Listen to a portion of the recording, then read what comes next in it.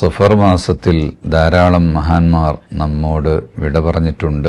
ആണ്ടർദിയുടെയും ഉറൂസുകളുടെയും കാലമാണ്. തെന്നിന്ത്യൻ ഗരീബ് നവാസ് ഷെയ്ഖ് അബ്ദുൽ ഖാദിറുൽ കുണ്ടൂരി അൽ ഖാദിരി റഹ്മത്തുള്ളാഹി അലൈഹി അവരുടെ കുണ്ടൂർ ഉസ്താദിന്റെ ആണ്ട് ഓഗസ്റ്റ് 21 മുതൽ 24 കൂടിയ ദിവസങ്ങളിൽ നടക്കുകയാണ്.